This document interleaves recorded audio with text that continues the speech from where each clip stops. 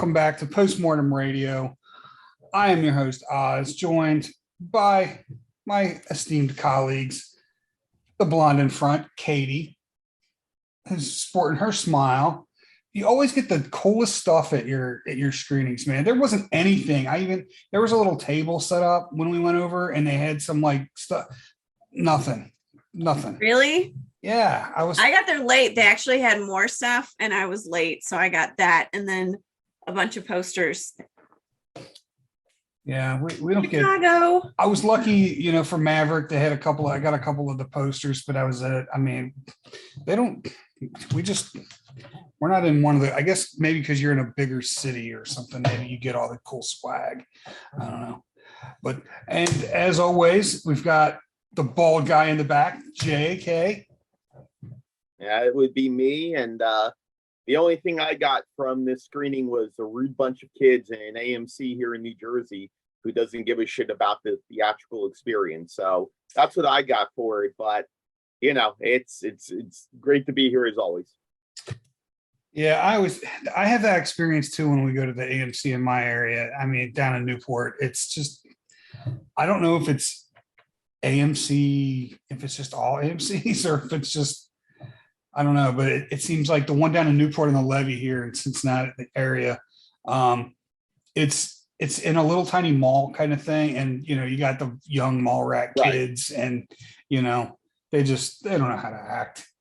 So. No, they don't. Yeah, well, this is a problem with a film like Smile, and it's nothing against the film. I really, really enjoyed the film, and we'll get more into it. Oh yeah, so did the fact is, it's bringing in a younger dynamic that shouldn't be watching this at that age, even though I was watching Faces of Death when I was their age. But the fact is that they abuse it. They're sitting there taking pictures. They're doing all kinds of stuff and being loud. Oh, wow. It just ruins it. And I've got, as I brought up before, I have the A-list, so I love going.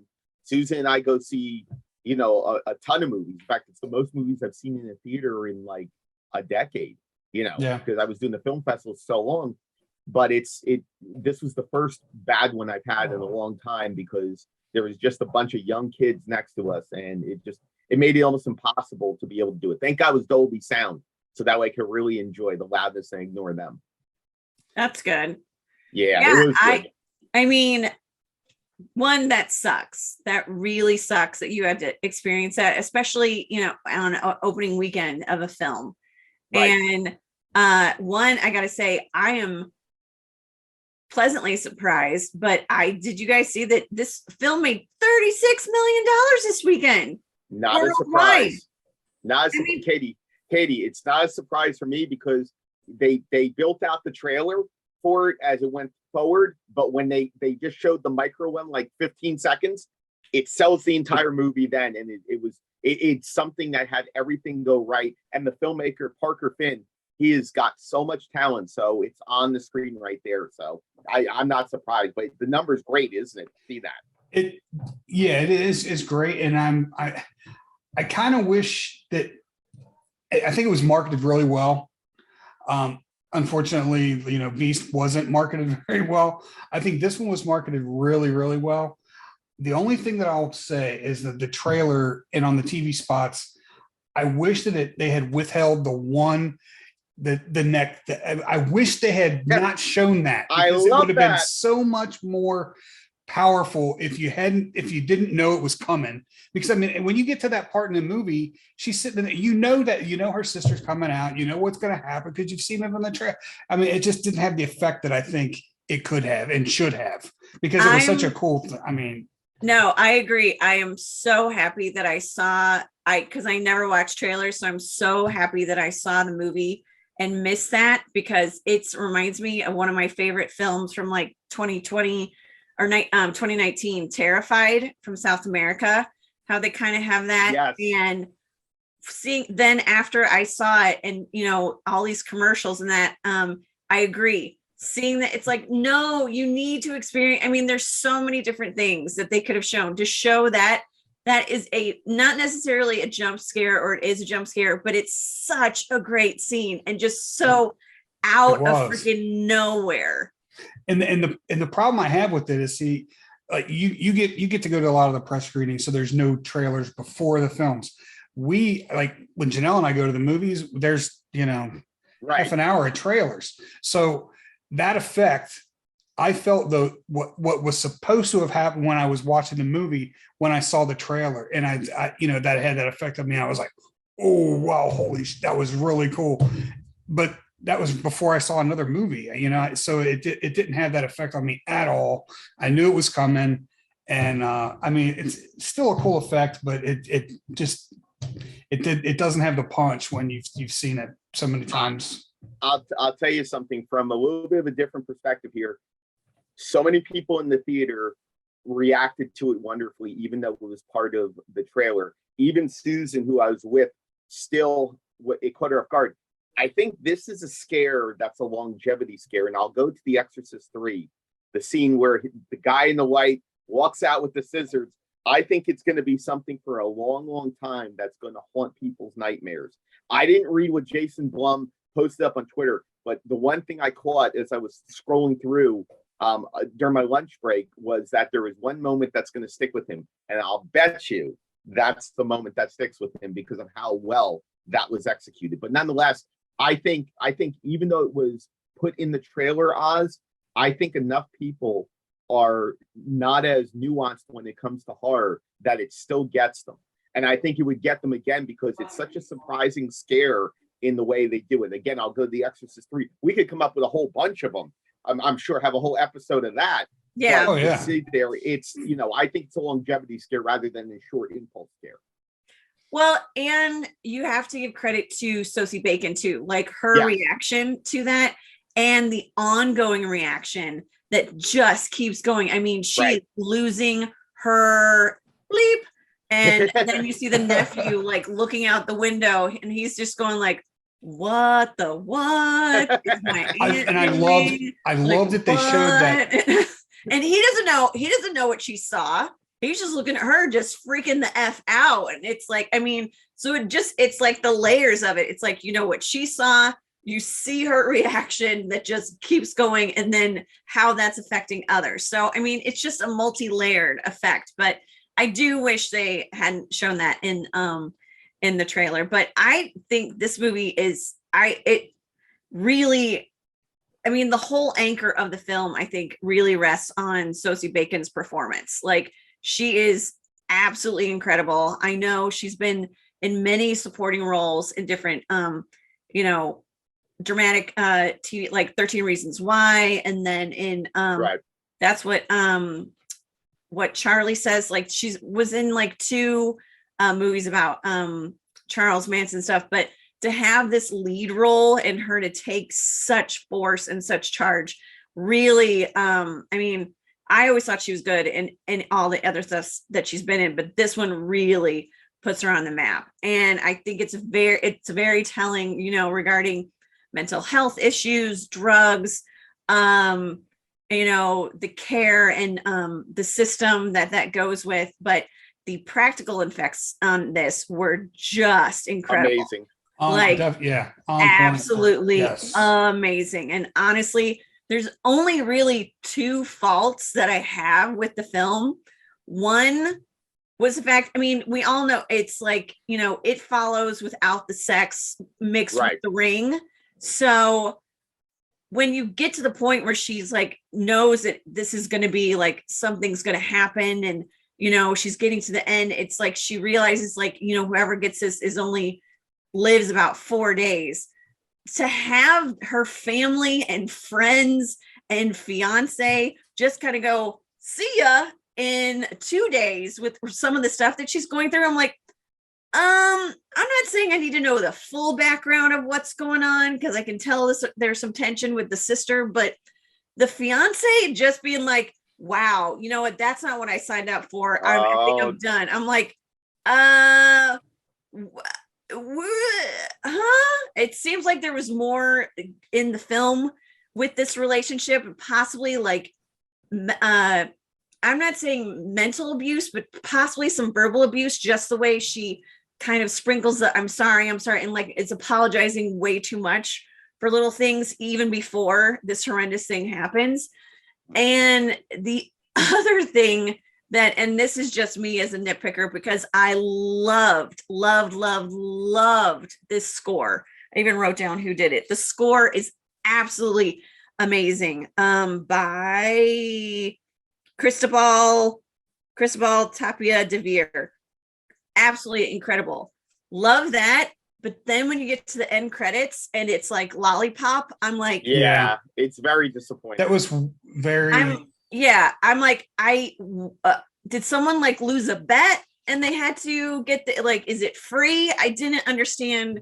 That kind of took me out of it. Cause I mean, you've got this huge finale. I mean, that's a possibility for a sequel. I don't necessarily think it needs one because I think this is fine. No, yeah, I don't think so. Standalone, I think it's great, but that end song was like, what? I felt like I felt like Insidious with with anything that we just watched. I'm like, did I miss something? Like, no, what?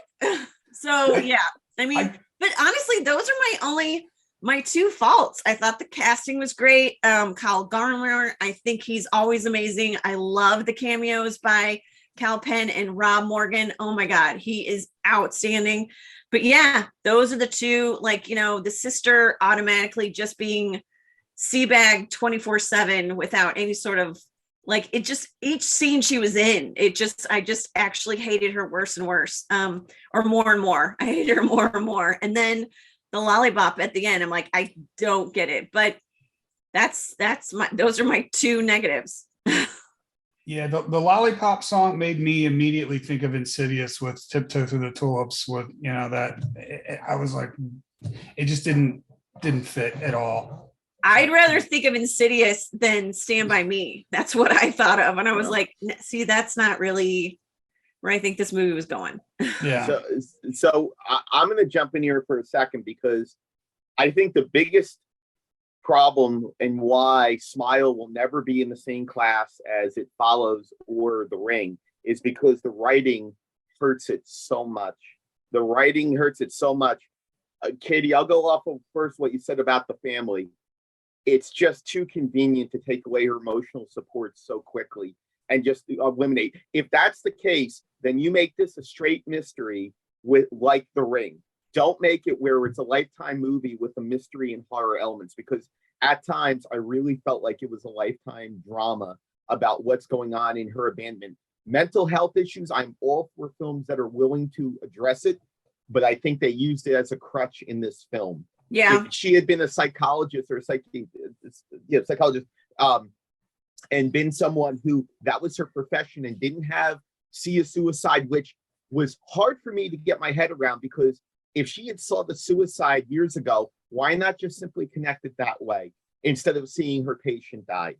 That was set up as a trigger to introduce the curse. That was a problem for me. And a lot of reviews I read, the writing across the board was the biggest challenge. And Parker Finn wrote this as well as directed this. And, you know, this is his debut feature as far as I know, which it's tremendous. And I love the cinematography. I think it's beautiful way it's shot. The idea of the camera moving instead of just staying static, following from spot to spot to spot, panning around rooms, going in that where they're this close, they're in your face when they have that conversation between the two characters at the beginning, the doctor and the I'm a PhD candidate, so I'm not crazy. It falls into a lot of stereotypes when it comes to it. And I don't want to call it lazy writing, because I don't believe, for a heartbeat that it's lazy writing, because I think the editing is fantastic in this. The transitions are wonderful. The jump scares work well as you go through, but it falls too much. It's a crutch on mental illness and the family abandonment. And that really hurt it for me. And I hate to say this, I know it's practical effects. Spoiler alert for those who are going to watch it. I really don't like the fact, A, that they show you the monster and she confronts it, and B, I don't like that Kyle Renner at the end, or whatever his name is, the cop at the end. I don't like the fact that he sees her die at the end. That is all building for a sequel. He should have knocked that door in, and it should have just been a fire with the reflection off his face. So we sit here and go, "Oh my God, is she dead? Is it the entity that's dead? what's going on with that, instead of saying, guess what, you're next, we'll see you and for another 35 million in a couple of years for Smile 2. That's what it did for me. That writing killed it. But overall, great film. And Katie, great pull on the soundtrack. The sound design with Dolby was fantastic in the theater. It definitely, as you put it, chef's kiss when it comes to it. It's fantastic. But cinematography, Oz and Katie, for me, oh my God. Yeah. So beautiful. So beautiful.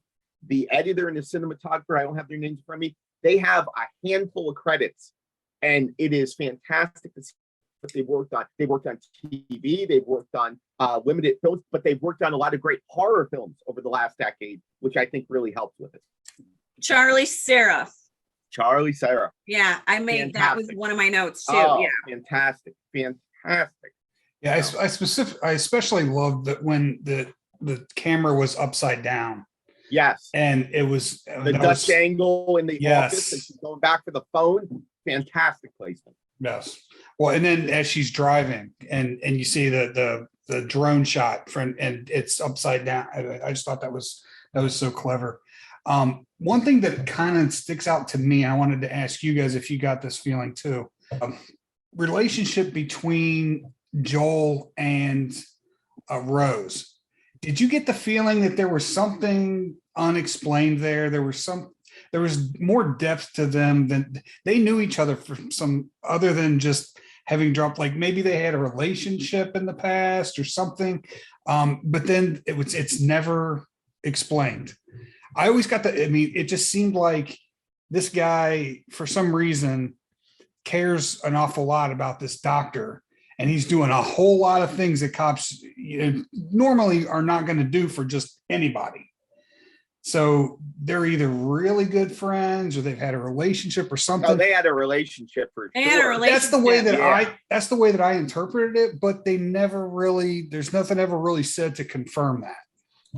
I mean, the one nurse really, makes that one comment to him, says, hey, she's engaged, I'm available. Right? Yeah, I'm single. But I thought it was kind of funny, but they just kind of like really didn't give us anything there. I thought there was an implication that they were together before she got together with her fiance. She apologized like in the third act, right? Yeah. For how it turned out. Yeah. Yeah. Okay. I mean, that's the way I took it too, but I didn't remember anything, anything. But it feels gratuitous, though. It feels like that relationship is not needed to be explained. I mean, again, don't get me wrong. There's a personal connection. She's got to fall back on someone. But I mean, when your sister and your fiance and a lot of things, and, Katie, I'm going to go a little bit against what you said about the aspect of the abusive relationship. They're obviously, from personal experience in a failed marriage, many years ago, there reaches a point where when the couple starts to disintegrate, you're sitting there and all the things that aren't said all of a sudden are said. And there's a lot of stuff we don't see because of time. The run time is smart. It's a little under 2 hours, which is really good. It packs a wallet for the 2 hours. But I'll bet there was more in the cutting room floor that kind of expanded the problems with their relationship. And her apologizing so quickly, I mean, I felt that was a weakness in her character. She was a great performance, but I felt this was very much a victimized character all the way through, even at the end when she's dealing with the stuff in the third act. Yeah.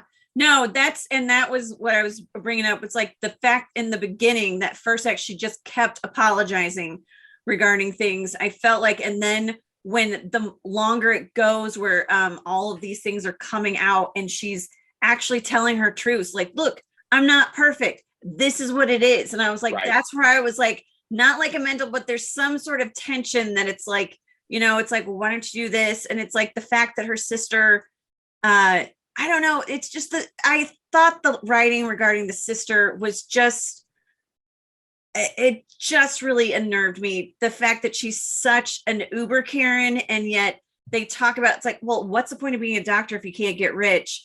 And she and her husband, yet they live they live in a nice house, but it's like, if you're gonna make them act like that, then give them the freaking, Beverly Hills 90210, like make them go freaking bling it out. Like Right. it's like she was acting like she was like the queen bee of like the um country club and whatnot. And I'm like, girl, your house is fine, but it's like you've got some attitude that you really don't need. I mean, it's like, I very know it's surface dumb, level. but it's like, No, Katie, I agree with you. I don't think it's dumb at all because the way they portray it again, it's very surface level characters. They're there for a reason. There's no depth to them. And at the end, I mean, I don't know about it, either of you two, but I loved, and I'm not going to really give away what happens with the birthday party, but I hate to say it, but I loved what they did with the birthday party. And it's kind of an FU to the sister and I feel bad for the kid. The kid doesn't seem like he did anything wrong, but man, that was one of the best moments I've seen in quite a while because you know something bad has happened to the cat. You just don't know what's bad has happened to the cat. Right. And then all of a sudden it's like, bam. And it's so good. Oh my God, it was so good. it was like a little nod to like Nightmare Before Christmas. Like, oh, do you like your present? And he's like, I mean, that Even- poor kid's face is like, Exactly. what is this? What it's like, really? Is that kid gonna do that? But it's like, I loved it. It's like, what? But you know what? That's one thing I will say about this. And that's also, now the more I think about it, an issue I have with Smile. Obviously, they're trying to create an entity and they're trying, for spoiler alert again, they're masking it on all these figures and all these things, these hallucinations that the lead character is going through. But they're also trying to ride that supernatural line. And my question is this. Yes, we see what the birthday party is. Yes, we see what it is. I feel a little robbed, and maybe it's just me. Maybe the ambiguity is good for the story with you two. I had a problem with the fact of I have no understanding on why that's in the box. Is it her? Is it not her? Is it the entity? Is the entity there? I mean, what's going on with that? No, I agree. I kind of got that too. It was like, again, it not necessarily as big as the lollipop moment, but it's like, so wait, did she do that and she was possessed by the thing? But then how does the thing do the thing and the thing? Like, wait, what? It was Glenn Like- Close. That's who it was. Yeah. Yes, she steamed it for him. Boiled the rabbit. Yeah. Oh, and I do have to say, for a film that and I laugh about this even though because I don't think it's funny, a film that focuses so much on mental health issues, I swear to God, I have never heard a film say the term crazy as much as this one when it's like so focused on mental health issues. And I was telling a friend of mine that I was like, you know, I don't know. I know I'm getting uber PC, but it's like, it's like, damn, you guys are really using that term crazy a lot. Like, you need to calm it down a little bit. Like, I mean, I'm even feeling a little uncomfortable now. You know what, Katie? I think this is, and I don't know what Parker Finn's whatever of horror he loves, but I think for me, if this was made in the 1980s, I think this fits the 1980s film really well because practical film, but the contradiction of trying to be PC and yet trying to be a horror film. And I agree with you because you never heard it so much. And not only never did you hear it so much, the simple fact of the way that people are just letting her go left and right, that feels like something that would jump out in the 1980s horror film. Just abandon everyone. We want to focus on scares because this film, folks, this is a film where you're going to jump a lot. This is one of those films that you will literally, Susan, my partner who watches horror all the time with me, I can't tell how many times she went, or like that. For me, it's another day. And there's moments that really surprise me. As a filmmaker, I love watching how they develop and they execute the editing because the editing, again, is fantastic in the film. I loved it. But man, this is a scare fest. And this feels like this could be made, if this was made in the 1980s, the makeup would look far worse, but I bet you the monster at the end would look much better. I agree very much. And as you said, Jay, I mean, we watch horror films all the time. So the jump scares, I can tell when they're coming. It's not like a surprise, but man, I love it when my fellow press members do not. Right. And I can see them out of my peripheral. They're like, And I'm like, and I've got that little like, That's Janelle when we go. She Yeah. jumps There at you go. everything. She jumps at stuff that's not even supposed to be a jump scare. Oh I my mean, God. yeah, she's one of those. But that kind of to echo what you said, Jay. You know, we watch these all the time. We've become so desensitized to horror that like very rarely do we get scared or whatever. But I got to give this movie props because there is a scene in this film that gave me chills, and that is not very easily done. And it's the one where Which one? it's where she's at the house and her therapist comes to the house. Oh, it's so That- great. That scene gave me chills. I was like, Can I- whoa. This you know, is Oz. Oz, this and is that's one of my what I favorite loved. scenes. I wish I had a picture because they did this exactly right. They didn't have her go around the couch. They had her go over the couch, Yes. walk on the couch, and she just goes up and, oh, spoiler alert, sorry. She walks Spoiler. up and it's my favorite moment of the entire film, Oz, when she does that. It's terrifying. And hats off to Parker Finn. If this is your direction, thank you for having not a generic smile that's the same for every single character. yeah, Thank you for using emoting of the face. Thank you for getting people who could do it differently. And thank you for different takes. But Oz, I love that with her therapist. Great poll. Yes, that was the one, and it gave me chills, and that's the one that will stay with me more so even than the head. I mean, again, probably because I've seen the head thing so many times, but that scene when she is coming out and like you said, coming over the couch, and then she opens her mouth and she's just I don't know if it's saliva or what, it just comes out of her mouth. It reminded me of Alien. Yes. You know, when the alien is from Alien 3, when Sigourney Weaver, they're face to face, and it's just, just coming down. I mean, there's so many there's other little nod to this too. Right. The smile to me, almost every time I saw a character doing the smile, it also reminded me a little bit of Norman Bates, the end of Psycho, where that kind of smile, and it was just like, it looks like it's a harmless smile, but it doesn't look like a harmless smile. that is an excellent call. That is a great call, Oz. Like until you said that, no, you nailed it. I mean, everyone, especially the one on the actress that's on the poster. No, I mean, that is Anthony Perkins. Good call. Yeah. I mean, that's the first thing when I saw. And the thing too is with this movie, I mean, I don't know if you have ever known someone who we were on the fence about going to see this movie because Janelle's daughter, okay, honestly, she has defiance disorder, whatever. And a lot of times, like when you talk to her, legitimately, she doesn't really respond. She'll just smile. And it's just sometimes just a really creepy. And we were like, I don't know if we could see this movie.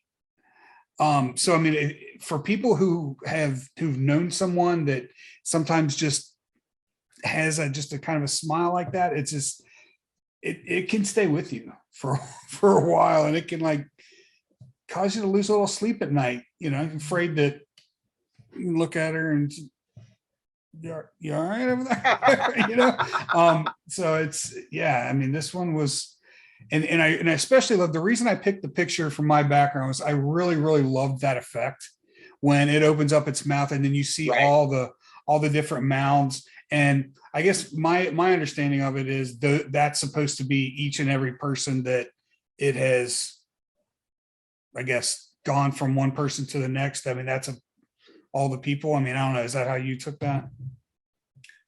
Maybe all the different sets of teeth, or I think that's the poster that they made for Fantastic Fest, isn't it? I think so. Yeah. Yeah. I think it looks more like a windowed effect, a reflective effect, where you look and you see the reflection after reflection after reflection. But there's been, I'm trying to think, is it Bulworth? The movie Bulworth that has a poster that's got the mouth that's that big. Yes. It's a tremendous effect. And Oz, you were talking about Psycho and Alien. You know what it reminded me with the therapist? It reminded me of John Carpenter's The Thing, When that thing's drooling, Yes. I expected like something to pop out of the face when it's got the hand right there. There's so many nods. Again, you see a lot of nods to 1980s horror in this particular film. And for the soundtrack that they use, which again, Katie, great pull on it because it's so unnerving. It feels you feel off balance just listening to it because the way where the beats are placed in comparison to the action, to the silence, you all of a sudden sit there when she's walking out and she gets in the car and you have that and you're like, whoa, what's going on here? Are we inside her heart? Is this the atmosphere around her? What is this filmmaker and this composer trying to do to it, and this editor trying to do to us to make our pulse go faster? Because again, this is a film that makes your pulse race, and it's also a film where you have so much fun and embrace why horror is such a great a media format for creative expression. Yeah, I would guarantee this is going to be on a lot of top 10 lists for the year. I'm not sure if it's necessarily going to be on mine.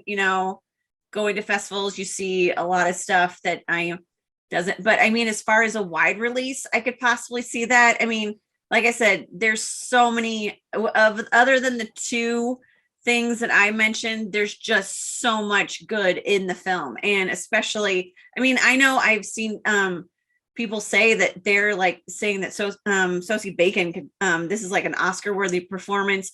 I mean, it's exceptional. I think she does a really great job.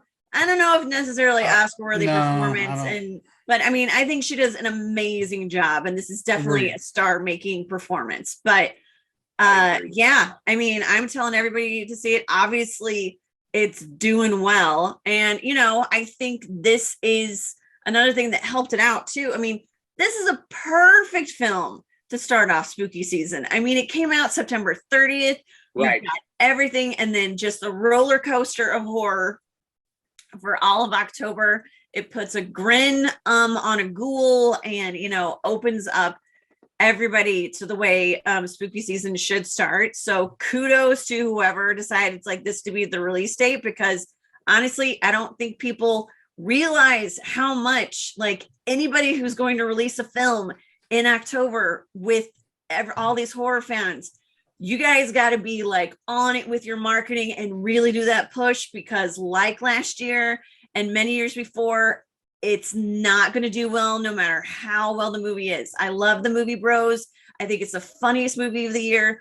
It kills me that it only made like $3 million or $5 million this weekend, but it's like it's opening weekend for spooky season. It's not the right time.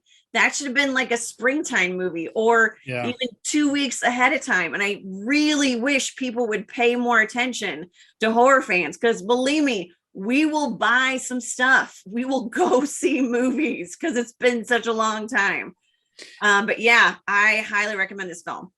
I think Bros probably should have been a good spring break type release. Yeah, it is, because it's seriously, it is hilarious. And it just, I'm, doing my review soon, but it's like people need to go see it because it's so funny. Well, I'm going to be a little bit of the dick horror fan right now.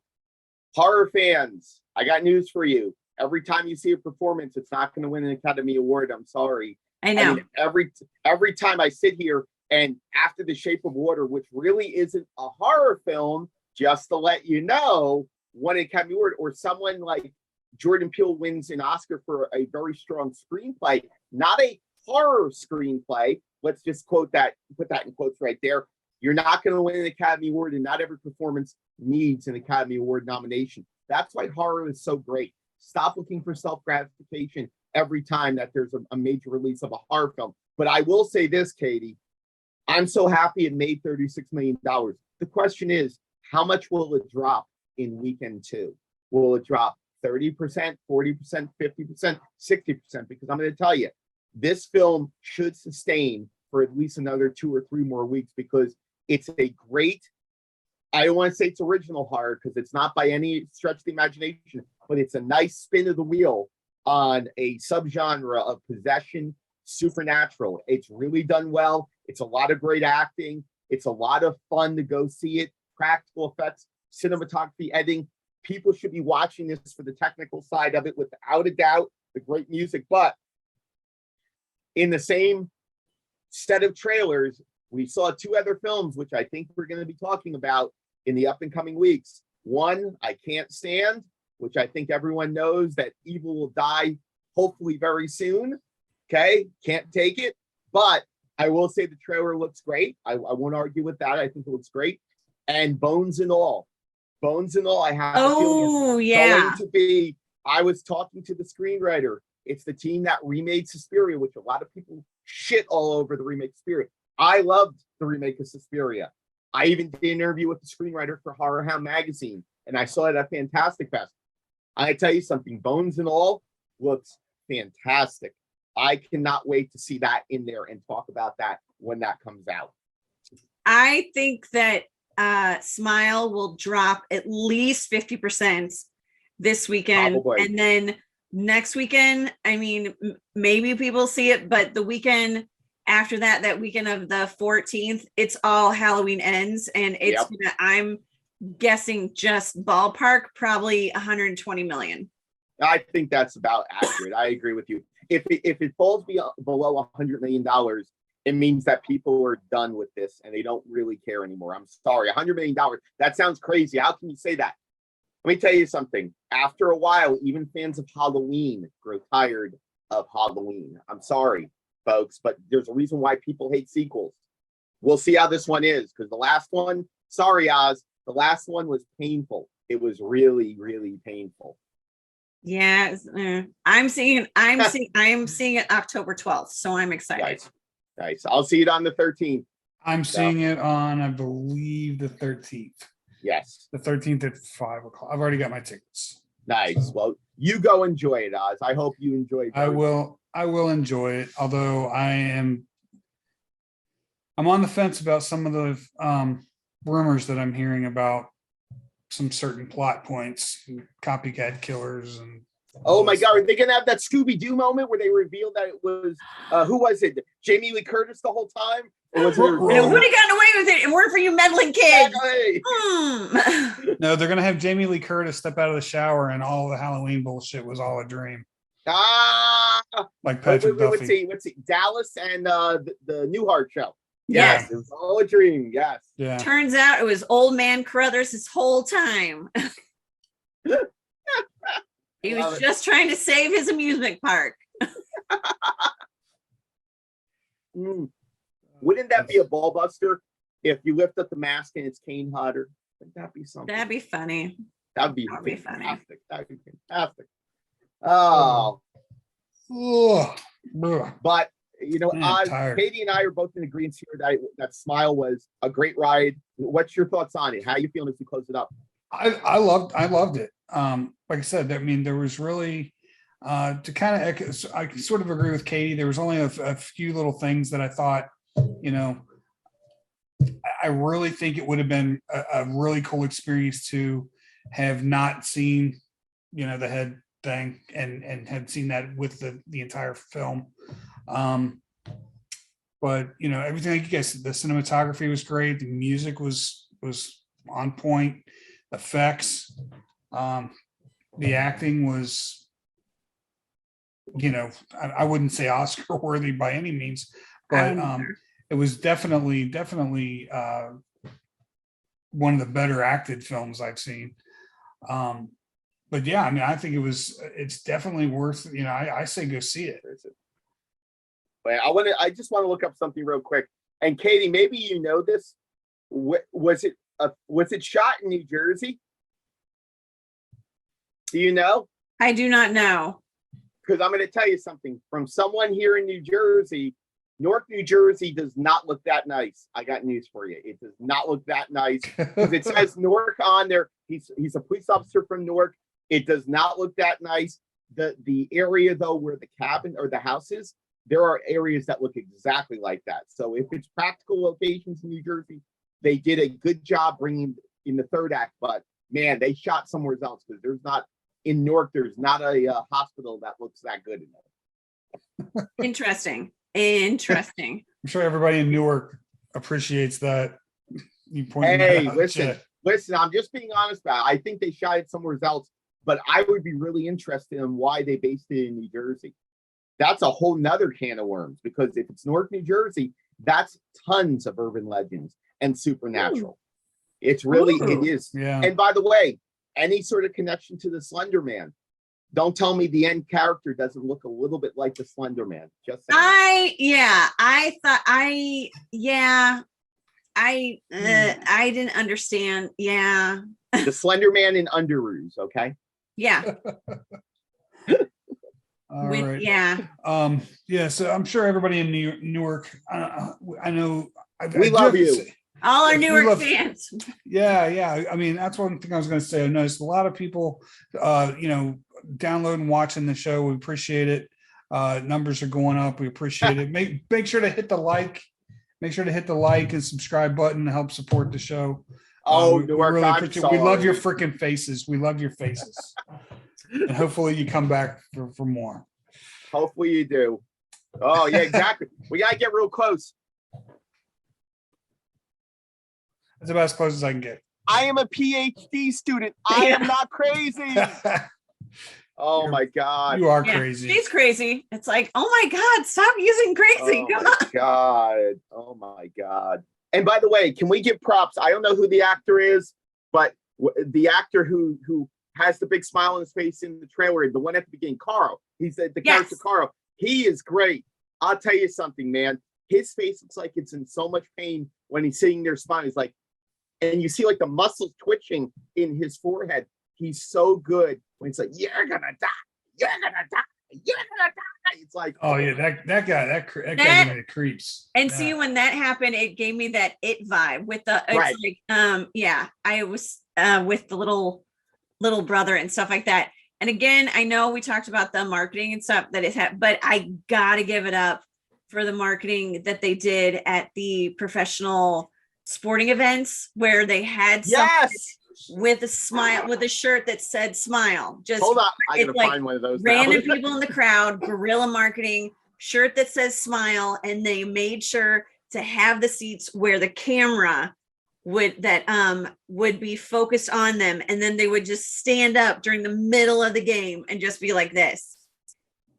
Oh my God, I gotta find it. That's I mean, genius. Like, Yep. this is old school guerrilla marketing. I love it. You know, there are ways to promote films without spending $18 jillion. That right there, independent cinema, All right, hold on. that is the way to do it. Hold on. I think I got it. Hold on. Give me 1 second. All right, here we go. Let's see if I got it. Okay, let's see. You're gonna love this. All right. This is at Yankee Stadium. Don't forget that. Love it. Here we go. Oh no, why is that? Wait, oh no, that's because down there. That come through. Let's see. No, it didn't come through. I gotta find one. Give me a second. I'm gonna find it because it didn't come through on my. Let's see. Where is it? Okay, well, while you're looking for that, one thing I wanted to do, we're starting to get a little bit of chatter on our episodes. So a couple of listeners had some interesting comments. They kind of threw Awesome. their, Love it. especially from our last episode, the horror movies that made us. So we had a couple of listeners throw in their. We got SM Sims chimed in and said Jaws and King Kong were his first loves.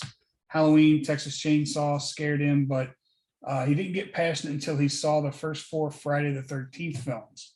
Wow. That's Return of the Living Dead, Dawn of the Dead, One Dark Night, which was another good one that we didn't mention.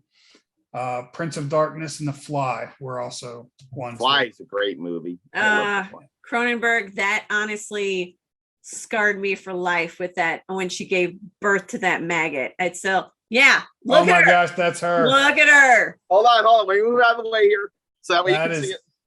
Yep, she's got the curse. It's There you so go. good. It's That- so good. Oh my god, that looks like the poster from Smile. It does. Yeah. Yep. It looks. And I like mean, they had these at all these different sporting events so that the camera would just focus on them. And then a lot of time in the middle of the game, they would just like stand up. And it's like, and it was hilarious to see it because I saw one where this woman's just standing up. She's similar to that. She's staring at the camera. She's just staring dead straight at the camera. and there's a lady in the stands going like this, like she's like, what the hell's going on? Why is this lady just standing up and smiling like that? Like, why am I being punked? It's like, it was great. So Parker Finn, studio, whatever, did it. Like, this is the way to do it. I love this kind of marketing. Like, love it. I agree. It's very smart. It's very reminiscent of the Blair Witch Project and how, letting the person's mind run wild, letting people out and actually use the resources around you rather than shoving it down your throat. Very subtle, very nuanced. It makes all the difference with it. So it's fantastic. Yep. Jay, I just got to say one thing. If you I keep know, your right? head right where it's at right now, I know. you almost could pass for Sho'nuff from The Last Dragon. That hair like that. I'm Who's the thinking more like beast? metal. Yeah, you look like you got an afro right there, bro. All right, I got one more listener comment. We got longtime listener William Walker. He says his also again Jaws, The Exorcist, The Fly, Nightmare on Elm Street, Psycho, The Ring, the aforementioned Blair Witch Project, and Paranormal Activity. Those are his. And then actually, SM Simmons came back and did say that he was so glad that Katie had mentioned The Hitcher. Oh, thank you. Says, I'm Great so glad to call. hear The Hitcher mentioned. The director directed his personal favorite movie, Wes Craven's They. So yeah, so everybody out there, make sure to drop a comment. You might just hear yourself get a shout out here on the show. Keep them coming. I think all three of us agree it's definitely one to go check out, especially like Katie said, this is kicks off the Gesundheit. Excuse me. Definitely kicking off, Halloween season, spooky season, all that kind of stuff. It's definitely a good one to, actually, I kind of feel like, Pearl and Barbarian kind of kicked it off a little bit too, but this is the first. Let's be honest. It's spooky season for the normies. Yeah, Right. Let's watch horror movies this month. Like, I don't watch them all month every day. Right. Exactly. We diehard horror So fans. you normies, like, oh, it's spooky season. It's like it's spooky season it's all year acceptable long for spooky us. season. Yeah. Exactly. Right. All right. Well, that's it for us. Make sure to come back and I don't even know how I was going to close this show out. I can't remember. Anyway, this was a lot of fun. I think all three of us agree. Go check this one out. Yeah, I don't think you'll be disappointed. And we'll see you in the next episode. Bye. Bye. If you go to the movies, don't be a dick. Yeah, Don't be a be dick. talking. Don't be, And let people- AMC actually do what you're supposed to do and kick them out. Right. Yeah, it's not your living room. Put the Right. phone off, shut the hell up, and watch the movie. Yeah. If you want to talk about something, take it outside. All right. You guys be good human beings. We'll see you next time.